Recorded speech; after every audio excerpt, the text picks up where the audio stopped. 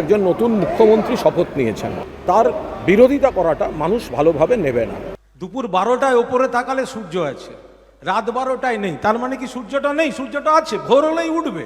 শাসক দলের তকমা যেতেই তৃণমূলের অন্তরে নিশুতির ডাক দিন দিন বাড়ছে। সেই তালিকায় কি নাম লেখালেন কুণাল ঘোষ? কদিন ধরে কেমন যেন বেসুরো শোনাচ্ছে।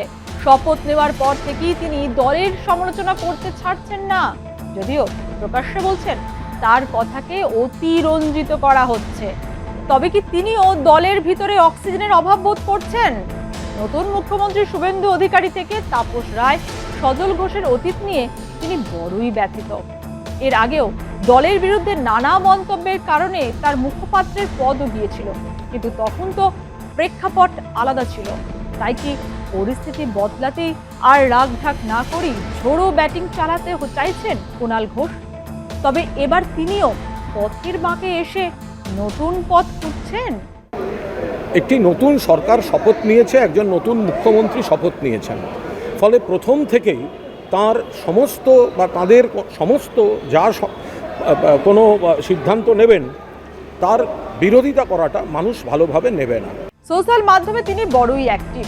তার জেল যাত্রা থেকে ফের রাজনীতির ইতিবৃত্তে ফিরে আসা কোনোটাই গোপন নেই। তার দীর্ঘ লড়াইকে অতি বড় সমালোচকও প্রশংসা করতেন। মনে আছে তার সেই জেল যাত্রার দুর্বিষহ দিনগুলি? তার মুখ কিভাবে বন্ধ করা হতো সেই সময়? দল হারার পর তৃণমূল সুপ্রিমোকে শুনতে হচ্ছে চোর চোর স্লোগান।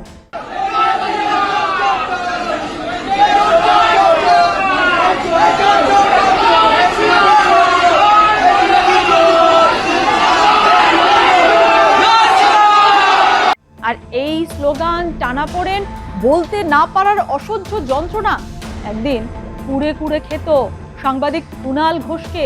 মনে আছে সেই সব দিন? সিবিআই যেখানে মামলা করছে সেখানে রাজ্য সরকার পুলিশ দিয়ে আমাকে হেনস্থা করা হচ্ছে। মিথ্যা মামলায় সিবিআই যেখানে মামলা করছে, যার মুখ্যমন্ত্রী অ্যারেস্ট করুন, যার মুখ্যমন্ত্রী অ্যারেস্ট করুন, যার মুখ্যমন্ত্রী অ্যারেস্ট করুন, পুলিশ দিয়ে মুখ্যমন্ত্রী অ্যারেস্ট করুন, সমস্ত সুবিধা তার কাছে গিয়ে পৌঁছেছে। অবিলম্বে মুখ্যমন্ত্রীকে অ্যারেস্ট করতে বলুন। তাই হয়তো তৃণমূল সুপ্রিমোর হারার যন্ত্রণা কেউ বুঝুক ছাই না বুঝুক, কুণাল ঘোষ বেশ ভালোভাবে উপলব্ধি করতে পারছেন। তাই কি কবিগুরুর জন্মদিনে মমতা বন্দ্যোপাধ্যায়ের পাশে দাঁড়িয়ে এভাবেই যন্ত্রণায় শেক দেওয়ার চেষ্টা করেছিলেন? একটাই কথা, দুপুর 12টায় ওপরে তাকালে সূর্য আছে, রাত 12টায় নেই, তার মানে কি সূর্যটা নেই? সূর্যটা আছে, ভোর হলেই উঠবে, শুধু শক্তিটা দরকার। যখন দুপুর 12টা সূর্য আছে তখন আমি সারাদিন ধরে দিদির সঙ্গে ছবি পোস্ট করব, আর রাত 12টায় আমার পা কাঁপবে। হয় নাকি কখনো? আমরা সবাই একসঙ্গে থাকি। কিন্তু সেই কুণাল ঘোষই কেমন যেন সময়ের সঙ্গে বদলাতে থাকেন। শপথ নেওয়ার আগেই হঠাৎ বিধানসভায় ঢু মারতে দেখা গেল তাকে, যদিও তিনি পরিষ্কার করে দেন গেস্ট কার্ড নিতে এসেছিলেন, অন্য কোনো খোঁজ নয়। আজকে আমার ওথ নয়, ফলে আমি গেস্টদের কার্ড করাতে এসেছিলাম। দেখা হলো কারোর সঙ্গে? না, অনেক বিধায়ক যারা আছেন তাদের সঙ্গে দেখা হলো। দেখা হলো না, আমি তো এদিকটায় ছিলাম। আবার শপথ নেওয়ার পর ফেসবুকে দলের একাংশের বিরুদ্ধে পোস্ট করে বোমা ফাটালেন। তাপস রায় এবং সজল ঘোষের প্রাণ খোলা প্রশংসা করেন কুণাল। সোশ্যাল মিডিয়ায় পোস্টে লেখেন, তাপস দা, সজল ঘোষেদের বাধ্য করা হয়েছিল দল ছাড়তে। বৃহস্পতিবার বেলেঘাটা কেন্দ্রের বিধায়ক হিসেবে শপথ নেন কুণাল ঘোষ। তাকে শপথ বাক্য পাঠ করান বিধানসভার প্রোটেম স্পিকার তাপস রায়। বিধায়ক হিসেবে শপথ নেওয়ার পরে করা পোস্টের শুরুতেই তৃণমূল নেত্রী মমতা বন্দ্যোপাধ্যায়কে ধন্যবাদ জানান কুণাল, কিন্তু তারপরেই লেখেন, দীর্ঘদিনের দাদা এবং নেতা তাপসদাকে তৃণমূলে রাখতে আমরা চেষ্টা করেছিলাম, পারিনি, দুর্ভাগ্য। পরের রাজনৈতিক বিরোধিতা থাকলেও ব্যক্তিগতভাবে আমি তাপসদাকে ভালো বলায় আমাকে দল সাসপেন্ড করেছিল। ওই পোস্টেই সজল ঘোষ নিয়েও একাধিক ভালো কথা লেখেন কুণাল বাবু। তিনি লেখেন, উত্তর ও মধ্য কলকাতায় তাপসদা, সজল ঘোষেদের বাধ্য করা হয়েছিল দল ছাড়তে। দুজনকেই রাখার চেষ্টা করে ব্যর্থ হয়েছিলাম। আজ তারা বিধায়ক, বিচক্ষণতায় কুণাল ঘোষের জুড়ি মেলা ভার। তিনি ভালোভাবেই জানেন তার কথা নিয়ে কাটা ছেঁড়া তো হবেই, তাই উপসংহার হিসেবে তিনি সকলকে বার্তা দিয়ে বলেন তিনি তৃণমূলের সৈনিকই আছেন, লড়াই চলবে, জল্পনায় জল ঢালতে তার জুড়ি মেলা ভার হবে নাই বা কেন। তার লড়াইয়ের পথ যে কাঁটায় বিছানো ছিল, আর কাঁটা উৎপাটন করতে করতে আজ তিনি বিধায়ক। তার নিন্দুকদের কথায় কুণাল ঘোষ ঠিক প্যাকাল মাছের মতো, বড্ড পিচ্ছিল। তাই কি শুভেন্দু অধিকারীকে নিয়েও প্রশংসা করতে তার মুখে আটকায় না। যে পদ্ধতিতে নির্বাচন হয়েছে সেখানে ভোটার লিস্ট, ভোট মেশিন এবং গণনা লুট এ নিয়ে আমাদের সর্বভারতীয় তৃণমূল কংগ্রেসের নির্দিষ্ট কিছু বক্তব্য আছে, নির্দিষ্ট কিছু অভিযোগ আছে। কিন্তু একটি নতুন সরকার শপথ নিয়েছে, একজন নতুন মুখ্যমন্ত্রী শপথ নিয়েছেন।